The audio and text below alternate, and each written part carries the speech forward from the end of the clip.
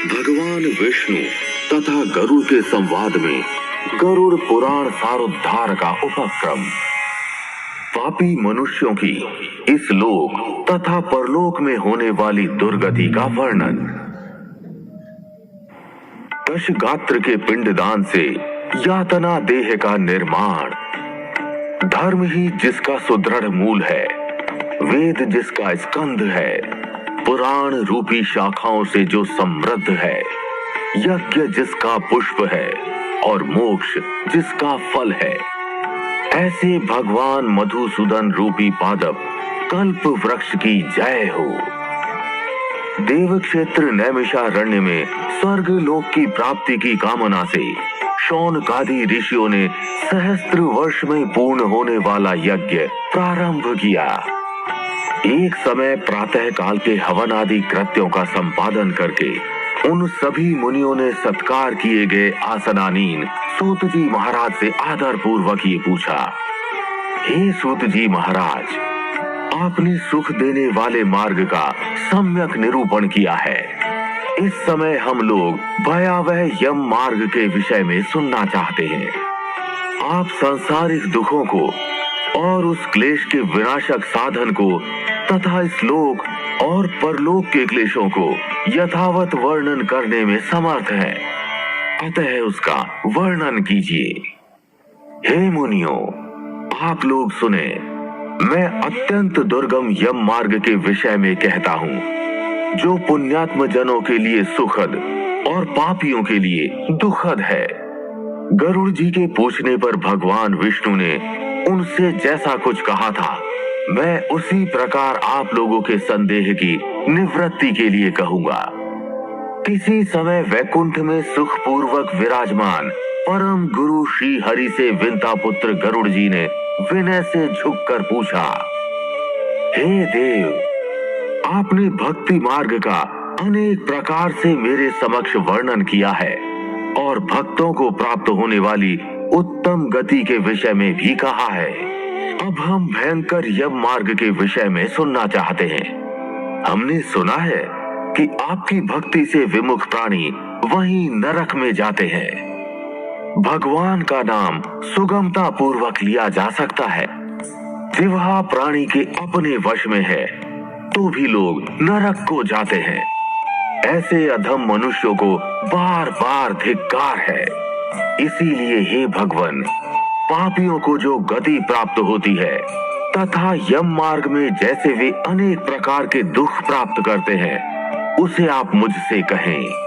श्री भगवान बोले, हे पक्षिंद्र, सुनो, मैं उस यम मार्ग के विषय में कहता हूँ, जिस मार्ग से पापी जन नरक की यात्रा करते हैं और जो सुनने वालों के लिए भी भयावह है। हे ताक्षर्य, जो प्राणी सदा पाप परायण है, दया और धर्म से रहित है, जो दुष्ट लोगों की संगति में रहते हैं, सत्शास्त्र और सत्संगति से विमुख है, जो अपने को स्वयं प्रतिष्ठित मानते हैं, अहंकारी हैं तथा धन और मान के मद से चूर है, आसुरी शक्ति को प्राप्त है तथा दैवी संपत्ति से रहित है, जिनका चित्त अनेक विषयों में आसक्त होने से भ्रांत है, जो मोह के जाल में फंसे हैं और कामनाओं के भोग में ही लगे हैं, ऐसे व्यक्ति अपवित्र नरक में गिरते हैं। जो लोग ज्ञानशील हैं, वे परम गति को प्राप्त होते हैं। पापी मनुष्य दुख पूर्वक यम यातना प्राप्त करते हैं। पापियों को इस लोक में जैसे दुख की प्राप्ति होती है और मृत्यु के पश्चात वे जैसी यम यातना को प्राप्त होते हैं, उसे सुनो। यथोपार्जित पुण्य और पाप के फलों को पूर्व में भोगकर कर्म के संबंध से उसे कोई शारीरिक रोग हो जाता है। आदि मानसिक रोग और व्याधि, शारीरिक रोग से युक्त तथा जीवन धारण करने की आशा से उत्कंठित उस व्यक्ति की जानकारी के बिना ही सर्प की भांति बलवान काल उसके समीप आ पहुंचता है। उस मृत्यु की संप्राप्ति की स्थिति में भी उसे वैराग्य नहीं होता। उसने जिनका भरण पोषण किया था उन्हीं के द्वारा उसका भरण पोषण होता है। वृद्धावस्था के कारण विकृत रूप वाला और मरणाभिमुख वो व्यक्ति घर में अवमानना पूर्वक दी हुई वस्तु को कुत्ते की भांति खाता हुआ जीवन व्यतीत करता है। वो रोगी हो जाता है, उसे मंदाग्नि हो जाती है और उसका आहार तथा उसकी सभी चेष्टाएं कम हो जाती है। प्राण वायु के बाहर निकलते समय आंखें उलट जाती हैं, नाड़ियां कफ से रुक जाती हैं, उसे खांसी और श्वास लेने में प्रयत्न करना पड़ता है तथा कंठ से घुर घुर से शब्द निकलने लगते हैं।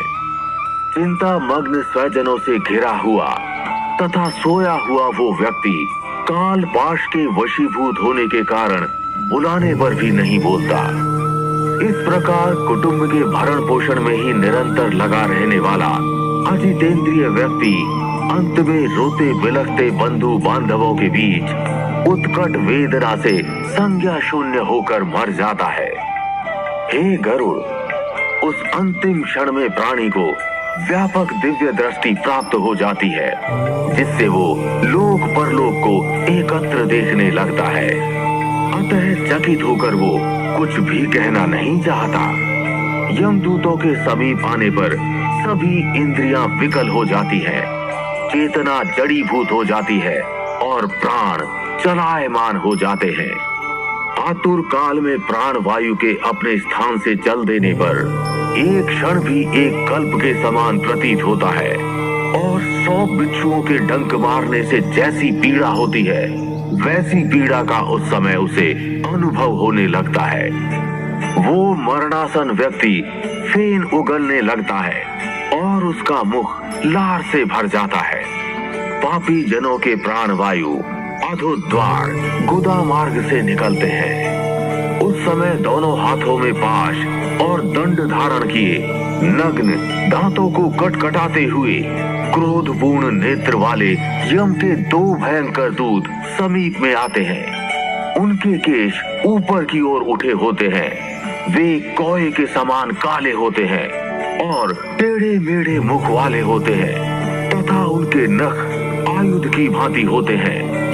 उन्हें देखकर भयभीत हृदय वाला मरणासन्न प्राणी मलमूत्र का विसर्जन करने लगता है।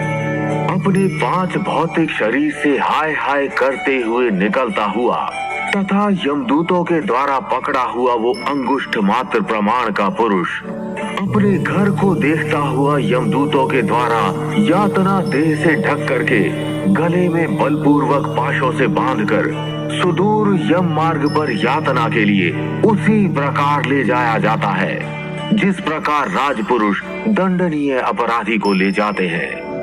इस प्रकार से ले जाए जाते हुए उस जीव को यम के दूत तर्जना करके डराते हैं और नरकों के तीव्र भय का पुनः पुनः वर्णन सुनाते हैं। यमदूत कहते हैं, रे दुष्ट, शीघ्र चल, तुम यमलोक जाओगे।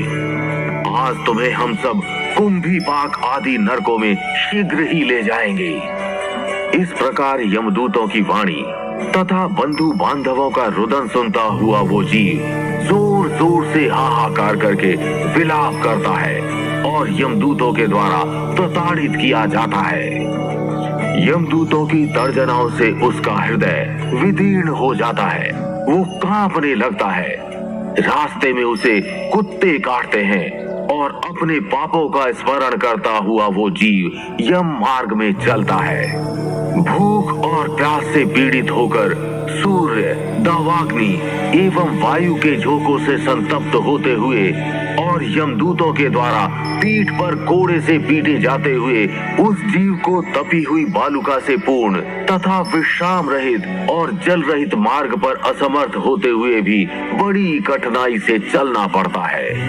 थककर जगह जगह गिरता और मूर्छित होता हुआ वो पुनः उठकर पापी जनों की भांति अंधकार पूर्ण यमलोक में ले जाया जाता है।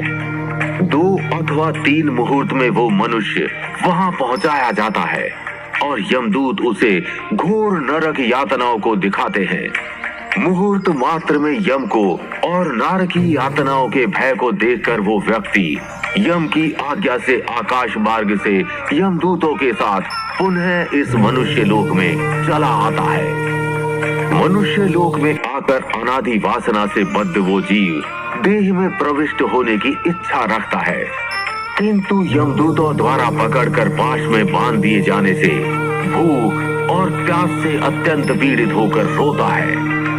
हे ताक्षर्य, वो पातकी प्राणी पुत्रों से दिए हुए पिंड तथा आतुर काल में दिए हुए दान को प्राप्त करता है, तो भी उस नास्तिक को तृप्ति नहीं होती। पुत्रादि के द्वारा पापियों के उद्देश्य से किए गए श्राद्ध, दान तथा जलांजलि उनके पास ठहरती नहीं। अतः पिंडदान का भोग करने पर भी वे क्षुधा से व्याकुल होकर यम मार्ग में जाते हैं। जिनका पिंडदान नहीं होता वे प्रेत रूप में होकर कल्प पर्यंत निर्जन वन में बहुत दुखी होकर भ्रमण करते रहते हैं।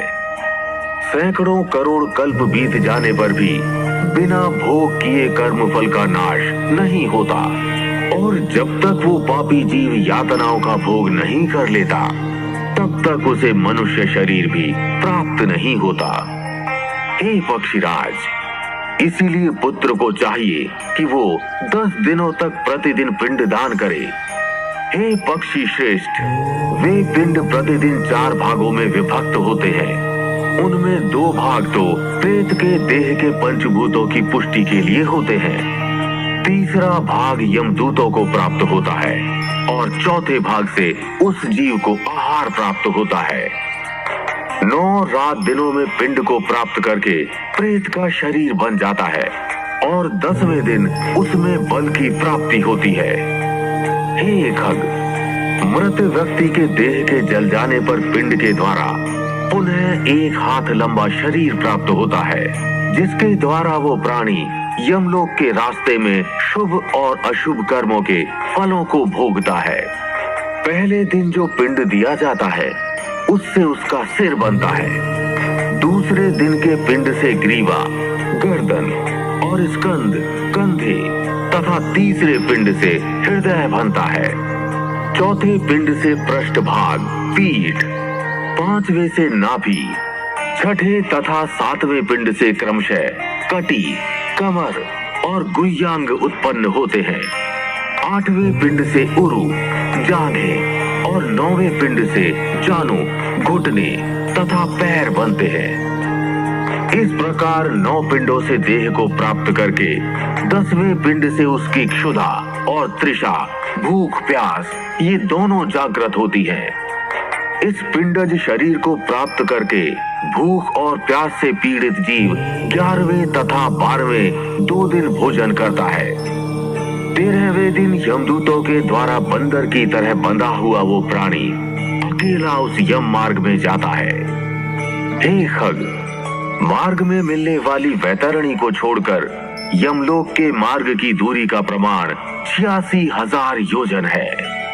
वो प्रेत प्रतिदिन रात दिन में 247 योजन चलता है। मार्ग में आए हुए इन 16 पुरों नगरों को पार करके पातकी व्यक्ति धर्मराज के भवन में जाता है।